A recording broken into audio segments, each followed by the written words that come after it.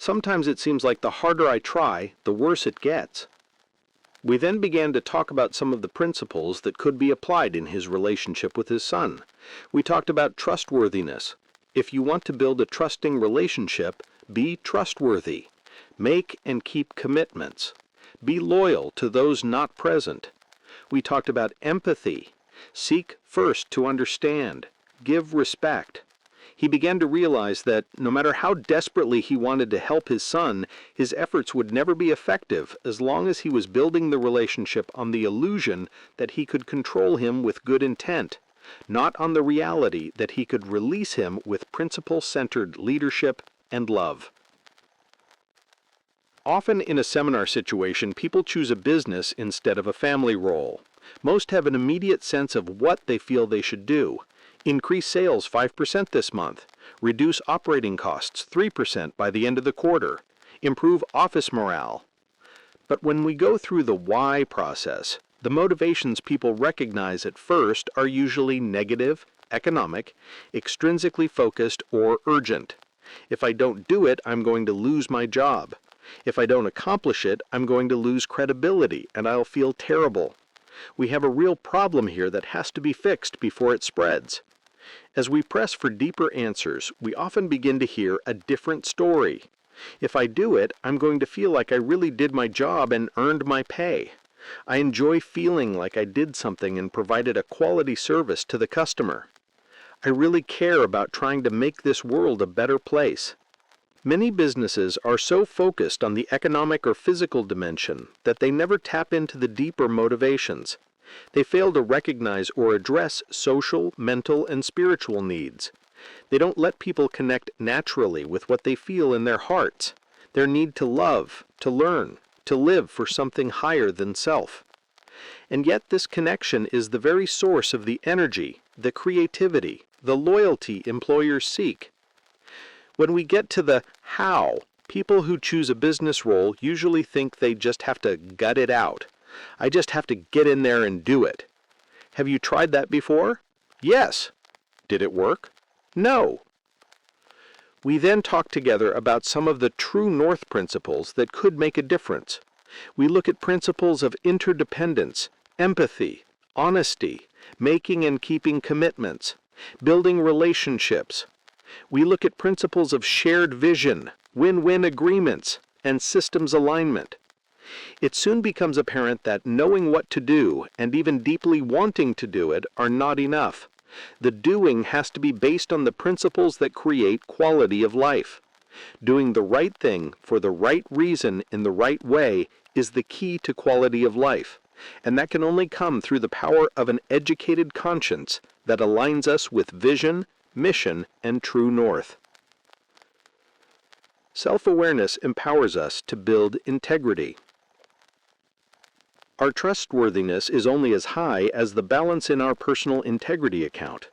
Because our integrity is the basis of our confidence in ourselves and the confidence we inspire in others, one of the greatest manifestations of effective personal leadership is the exercise of care and wisdom in building a high positive balance in that account. Primarily, we build it through the exercise of independent will in making and keeping commitments. But without self-awareness, we don't have the wisdom necessary to manage such an account. We may set our goals too high, turning potential deposits into huge withdrawals when we fail to achieve them. We may set our goals too low, depositing pennies when we could be depositing dollars. We may pass up daily, weekly, moment-by-moment opportunities to make deposits because we're too busy blaming circumstances or other people for our own failure to achieve our goals. Self-awareness involves deep personal honesty. It comes from asking and answering hard questions. Do I really want to do it? Am I willing to pay the price? Do I have enough strength to do it? Do I accept the responsibility for my own growth? Am I settling for mediocrity when I could be achieving excellence? Am I blaming and accusing others for my own inability to set and achieve goals? Self-awareness prompts us to start where we are, no illusions, no excuses, and helps us to set realistic goals. On the other hand, it also doesn't allow us to cop out with mediocrity. It helps us recognize and respect our need to stretch, to push the limits, to grow. Since much of our frustration in life comes as a result of unmet expectations, the ability to set goals that are both realistic and challenging goes a long way towards empowering us to create peace and positive growth in our lives. Self-awareness is ear to the voice of conscience. It helps us to recognize that there are principles independent of us, to understand the futility of trying to become a law unto ourselves. It helps us to be humble and open to growth and change, to realize that we are neither omniscient nor omnipotent when we set a goal. To the best of our awareness at the time, out of all the good things we could do, we choose the best thing for the best reason, and we plan to do it in the best way. But the situation may change, we may change, and we can't act with integrity without being open to that change. Self-awareness empowers us to ask, am I allowing the good to take the place of the best? The best may be the goal we set. The best may be in the unexpected opportunity, the new knowledge, the new options created by increased understanding. If change is driven primarily by urgency, mood, or opposition, it takes us away from the best. If change is driven by mission, conscience, and principles, it moves us toward the best. To have the self-awareness to know the difference between the good and the best and act based on mission, conscience, and principles is to make the most significant deposits in our personal integrity account. Integrity means more than sticking to a goal no matter what. It's integrity of system, an integrated process that creates an open connection between the mission and the moment. How to set and achieve principle-based goals. Without principles, goals will never have the power to produce quality of life results. You can want to do the right thing, and you can even want to do it for the right reasons, but if you don't apply the right principles, you can still hit a wall. A principle-based goal is all three: the right thing, for the right reason, in the right way. Principle-based goal setting involves the full synergistic use of all four human endowments. Through conscience, we connect with the passion of vision and mission and the power of principles. Through creative imagination, we envision possibility and synergistic creative ways to achieve it. Through self-awareness, we set goals with realistic stretch and stay open to conscience-driven change. Through independent will, we make purposeful choice and carry it out. We have the integrity to walk our talk. The principle-based goal-setting process is most effective when it includes 1. Setting context goals, 2. Keeping a perhaps list, and 3. Setting weekly goals. 1. Setting context goals. Most people find it helpful to connect weekly goals with the context provided by their mission statement through the use of long-term and mid-range goals. But the terms long-term and mid-range put these goals into a chronos framework. While timing may be an important issue, we suggest that other issues, such as relationships with people and with other goals and events, are better recognized through context goals. The term context reminds us that personal leadership is not just having a long-range view, it's having broad-range understanding. If you organize around your roles, you could keep a page of context goals under each role in your organizer for easy access. The what, why, how format is an effective way to capture these goals. For example, a context goal in your sharpen the saw role might look like this. What? My goal is to maintain a healthy, well-disciplined body. Why? So that I can have the strength, endurance, and physical presentation necessary to effectively fulfill my missions. I can be an example to my children and to others in effective health maintenance. I can build my personal character strength. How? Good nutrition. I will increase my intake of fresh fruits and vegetables, complex carbohydrates, whole grains, poultry, and fish, I will decrease my intake of sugars, fats, salt, and red meats. And I will eat smaller meals more frequently. Physical maintenance. I will do 30 minutes of aerobic exercise 4 times a week. I will join a basketball league, and I will get 7 hours of sleep a night by retiring and rising early. Mind-body connection. I will think positive thoughts about my body and health. I will read and attend seminars and workshops to learn more about health. Focus. I will attend to specific health problems. This what, why, how format creates an open connection between mission, principles, and goals. As you prepare to set your weekly goals, you can review these context goals to immediately tap into that connection and select a bite-sized actionable piece that will move you toward them. Looking at a goal in this way reaffirms the interconnectedness of our lives. Although this goal might be considered a physical goal and filed under the sharpen the saw role, think of how interrelated it is with each of the other dimensions and with all other roles. For example, most people report that one of the greatest benefits of regular physical exercise is not in the physical, but in the spiritual dimension, the increase in integrity and character strength. The mental dimension, learning more about health, thinking healthy thoughts, and reducing stress powerfully impacts the effectiveness of this physical goal. Exercising with friends or family members can create a rich social as well as physical experience. Increased health empowers us in the physical, mental, social, and spiritual dimensions of all our other roles. An awareness of this interconnectedness keeps us open to abundance thinking and empowers us to create a powerful synergy among our goals. 2. Keeping a perhaps list.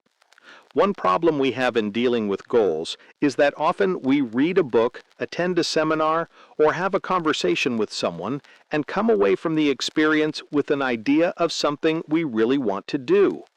We're not ready to set a goal, but we don't want to lose the idea. Most of the time, we let it wander around in an already overcluttered cerebral waiting room, floating in and out of awareness, distracting us from the task at hand and causing a vague uneasiness of something not yet done. Or we write it down on a generic to-do list that collects items faster than they can ever be accomplished, mingles top priority items with things that don't matter much, and constantly reminds us of all we haven't done. Far more effective is the perhaps list, a list kept under each role of things you might want to do. Whenever an idea occurs to you, write it on the perhaps list under the appropriate role for future consideration. Writing it here does not mean it's a goal or a commitment. Perhaps you'll do it, perhaps you won't. It's simply input to be considered for future organizing. Your integrity is not on the line. 3. Setting weekly goals. When we set our weekly goals, the what, why, how format becomes more a way of thinking about our roles and goals. As we set our goals, we look at each role and then we pause in that space between stimulus and response to ask, what are the 1 or 2 most important things I could do in this role this week that would have the greatest positive impact? The answer to this question may be in a feeling or impression that comes as we review our mission and roles. One man shared this experience. When I review my roles each week, I often get impressions of specific things I need to do, especially in my role as a father. Something will come to my mind regarding a particular child. I find I'm more aware of my children's individual needs, more sensitive and open to opportunities to make a difference. The answer may come as a result of reviewing our context goals in each role or from an insight or idea we put on our perhaps list in a particular role during the week. As we review these things, we create an open connection between our deep inner life and our current situation. We create the context that gives meaning to our goals. Characteristics of effective weekly goals. As you set your goals, keep in mind 5 characteristics of effective weekly goals. 1. They're driven by conscience. An effective goal is in harmony with our inner imperatives. It's not driven by urgency or reaction. It's not a reflection of the social mirror. It's something we feel, deep inside, we need to do, and it's in harmony with our mission and with true North principles. We need to be sensitive to our inner voice of conscience, especially as we select goals in our most unique roles where we can have the greatest influence. We also need to maintain balance. It's important to remember that we don't necessarily need to set a goal in each role each week. There are times of short-term imbalance when wisdom suggests that we make the conscious choice not to set goals in some roles. 2. They're often Quadrant 2 goals. The Quadrant 2 organizing process automatically creates a connection between the what and the why. As a result, the goals that we select are typically important but not necessarily urgent. We may also select some Quadrant 1 goals that are both urgent and important, but we select them primarily because they're important. 3. They reflect our 4 basic needs and capacities. Good goals can be about doing in the physical dimension, but they can also be about understanding and being, the spiritual dimension, relating, the social dimension, and growing or learning, the mental dimension. Many of us feel dissatisfied and imbalanced because the goals we pursue are essentially time-bound and physical. To ignore the reality of other vital dimensions is to severely limit our capacity to create meaningful quality of life. It's also to deprive ourselves of the incredible synergy that can be created among our goals. 4. They're in our center of focus. We each have what we call a circle of concern that encompasses everything we're concerned about. Our health, a meeting with the boss, a teenage son's plans for the weekend, offensive magazines on display in a neighborhood convenience store, the president's foreign policy decisions, the threat of nuclear war. 5. They're either determinations or concentrations. You may find it helpful to distinguish between determinations, things you're determined to do no matter what, and concentrations, areas of pursuit you focus your efforts around. When you set a determination, you put your integrity on the line. This is when it's vital to follow through, to keep your commitment, to do what you said you were going to do. The only valid reason for not sticking to a determination would be if you became thoroughly convinced, through conscience and deep self-awareness, that the best goal you set had for some reason become only good. Then, and only then, could you change with integrity. When you set a concentration, you identify an area where you desire to focus time and energy. You seek opportunities to do it. You move toward it. But you don't risk your integrity. If you don't do it, you lose the benefit of the time and energy you invested, but you don't make withdrawals from your personal integrity account. Remember, you don't have to put your integrity on the line every time you set a weekly goal. In fact, it's important to manage your actual commitments with great care, being sensitive and wise in building the balance in your personal integrity account. But your caution should not keep you from moving forward with purpose. To set and work toward any goal is an act of courage. When we exercise the courage to set and act on goals that are connected to principles and conscience, we tend to achieve positive results. Over time, we create an upward spiral of confidence and courage. Our commitment becomes stronger than our moods. Eventually, our integrity is not even an issue. We build the courage to set increasingly challenging, even heroic goals. This is the process of growth, of becoming all we can become. On the other hand, when we exercise courage in setting goals that are not deeply connected to principles and conscience, we often get undesirable results that lead to discouragement and cynicism. The cycle is reversed. Eventually, we find ourselves without the courage to set even small goals. The power of principle-based goal setting is the power of principles, the confidence that the goals we set will create quality of life results, that our ladders are leaning against the right walls. It's the power of integrity, the ability to set and achieve meaningful goals regularly, the ability to change with confidence when the best becomes the good. It's the power of the four human endowments working together to create the passion, vision, awareness, creativity, and character strength that nurture growth. To access this power is to create the upward spiral that empowers us to continually put first things first in our lives. Quadrant 2 ideas to nurture the power of goals. Use the what, why, how format to set context goals in each of your roles. Set up a perhaps list under each role in your organizer. During the week, write down ideas that come to you for goals you may want to set under the appropriate role. Notice how you feel about putting these ideas on perhaps lists. As you plan your next week, refer to the lists for goal ideas. As you set your weekly goals, pause and connect with conscience. Act on what you feel is most important for you to do in each role.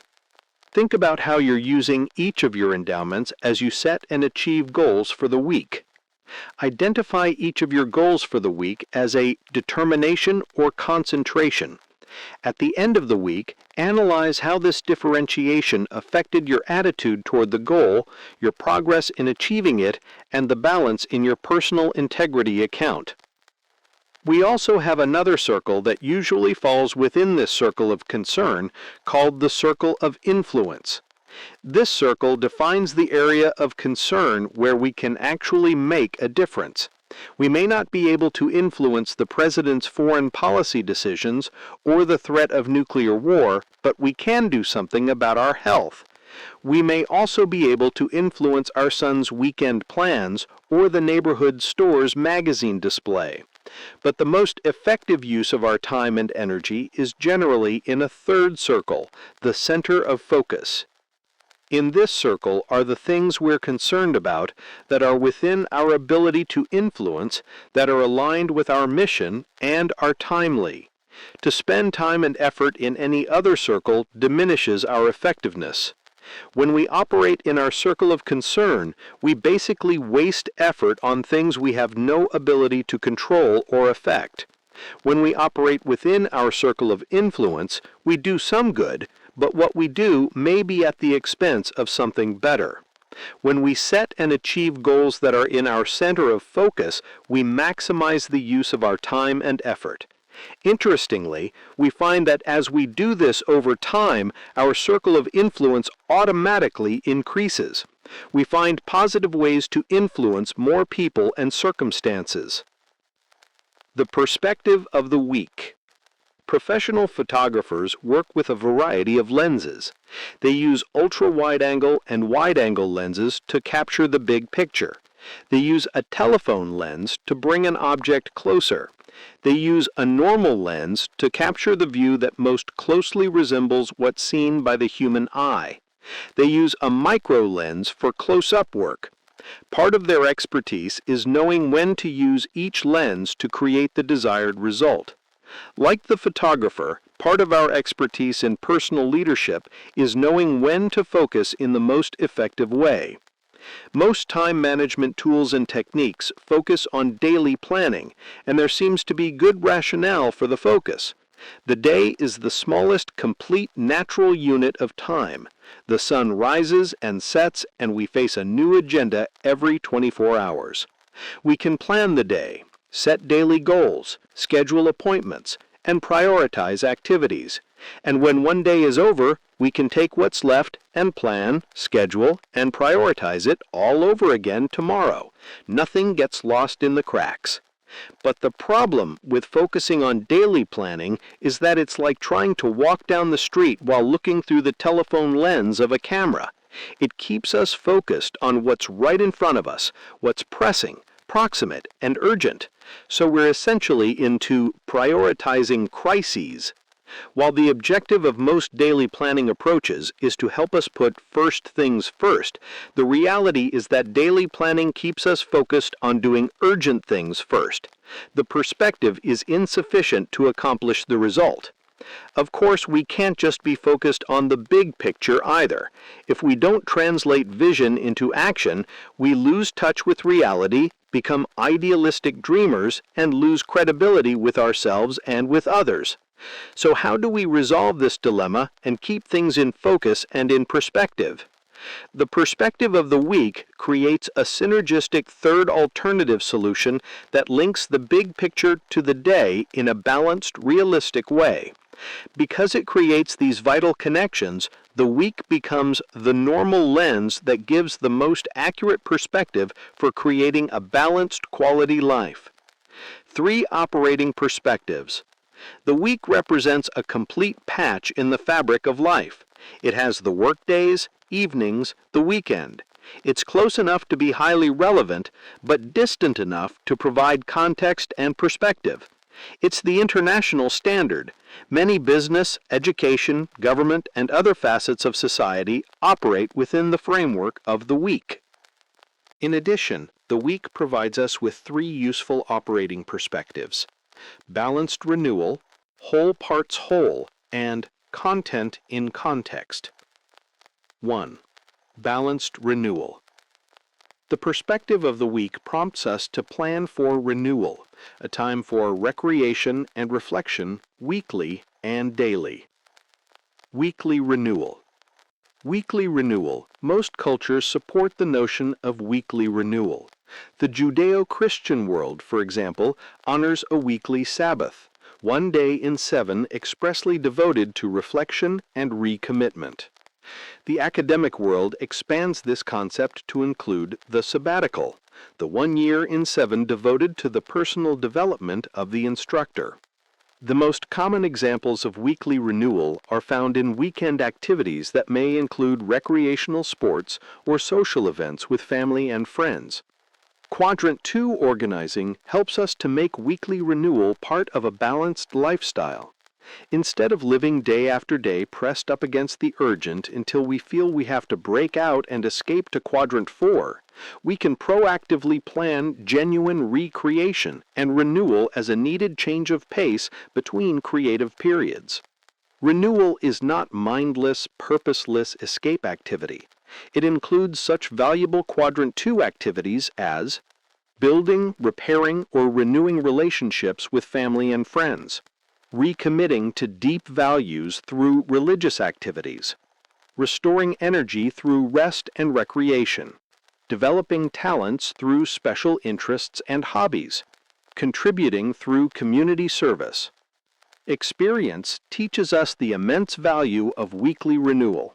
When we're pressed by urgency and we work day after day and into the weekends without any change of activity or pace, we feel ourselves losing our edge, our energy, and our perspective in every area of life.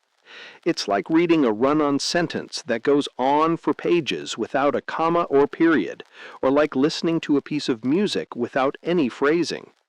When we finally do escape to Quadrant 4, the change of pace gives some relief, but we generally feel empty and dissatisfied, neither renewed nor recreated. Personal leadership is cultivating the wisdom to recognize our need for renewal, and to ensure that each week provides activities that are genuinely recreational in nature. Quadrant 2 weekly organizing itself is a renewing activity. Through it, we renew our awareness of our needs and capacities and true north principles. We renew our connection with our 4 human endowments and our commitment to a path of contribution, of living for purposes higher than self. We renew the passion of vision, the balance of roles, the power of goals in our lives. After experimenting with weekly organizing, one man wrote to say, "I used to spend Sunday evenings in Quadrant 4 watching TV, but I've found it's the point in the week when I have the most peace of mind.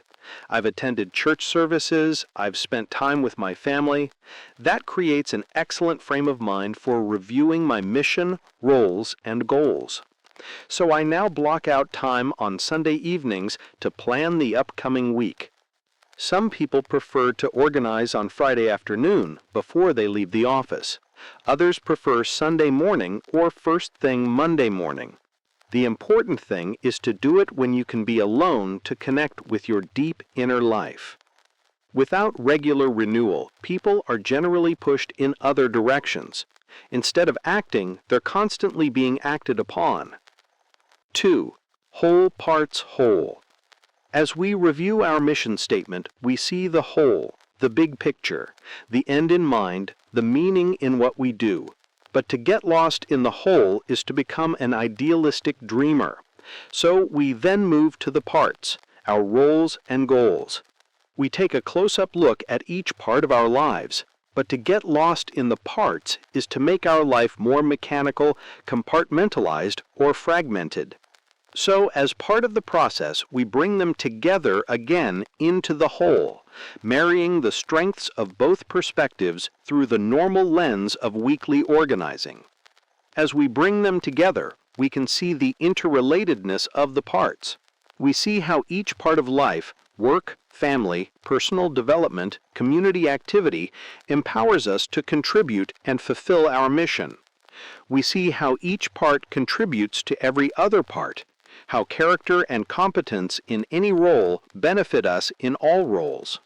This whole parts whole perspective enables us to create synergy and to remove artificial barriers among roles and goals. Creating synergy among goals.